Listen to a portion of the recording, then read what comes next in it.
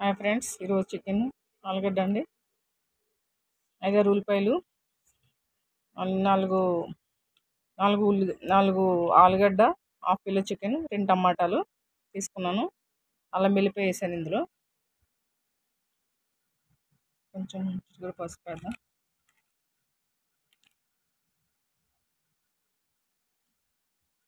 పసుపు, సాల్ట్, కొంచెం సాల్ట్,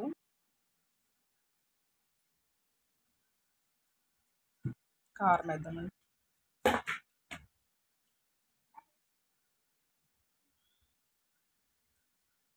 కారం అండి, ఇంట్లో నేను ఆడిచ్చిన కారం అండి. ఇది నేను ఆడిచ్చాను కారం.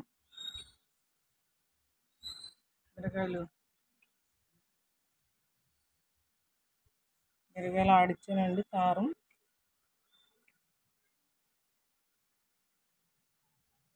ఇంట్లో ఆడించుకుంటే బాగుంటుందండి. బయట కారం కన్నా, బయట కొనుక్కునే కన్నా. ఆయిల్ పోద్దాం. 2 స్పూన్ల ఆయిల్, పల్లి ఆయిల్ వేసానండి.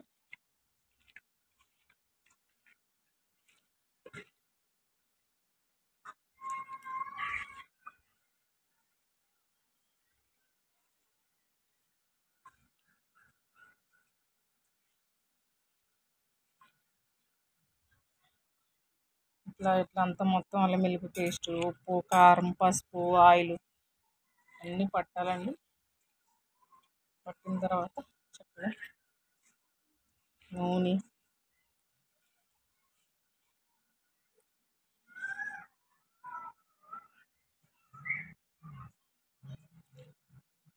చికెన్ ఇట్లా కలిపి పెట్టుకుంటే బాగుంటుందండి. ఇదో టేస్ట్. చికెన్ కలిపి పెట్టుకుంటే బాగుంటుందండి చికెన్. ఆలుగడ్డలు ఇలా పెద్దవి కోసుకుంటే బాగుంటుంది. ఇలా పెద్దవి దుంపలా తింటే పెద్ద పెద్ద ఆలుగడ్డలు కోసుకుంటే బాగుంటుంది. పెద్ద ఆలుగడ్డ ఒక చిన్న సైజు దుంప 4 పీసెస్ కింద కట్ చేసుకుని వేసుకోండి. కలిపి పెడితే టేస్ట్ ఉంటుందండి కర్రీస్. ఇప్పుడంటే ఆయిల్ వేసి అన్నీ ఫ్రై చేస్తున్నారు, కానీ పాతకాలం అమ్మమ్మల తాతయ్యలు అప్పుడు ఇలాగే కలిపెట్టి, అమ్మమ్మల కాలంలో నానమ్మల కాలంలో ఇట్లా కలిపి పెట్టుకునేవారు. కూరలు కలిపి పెట్టుకున్న కూరలే బాగుంటుందండి. కలిపి పెట్టిన కూరలు చాలా టేస్ట్ ఉంటాయి.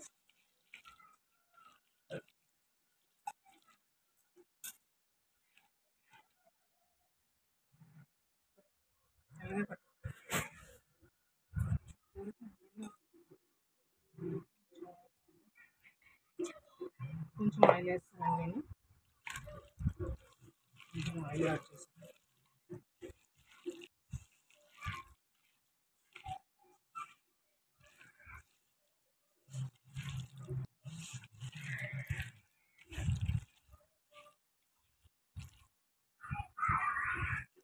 వాటర్ వేసుకోవాలండి.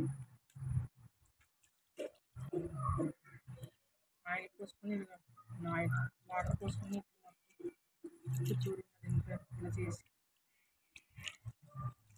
వాటర్ పోసి కూడా చికెన్ ఉడకడానికి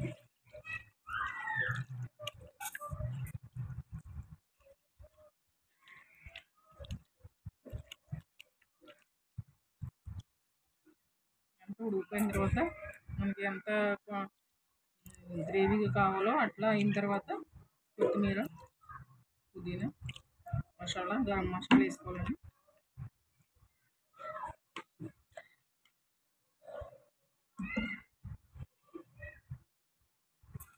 ఇట్లా పొయ్యి మీద పెట్టాలండి. ఇట్లా పొయ్యి మీద పెట్టాలని ఉడికిన తర్వాత మళ్ళీ చూపిస్తాను. ఓకే అండి, మళ్ళీ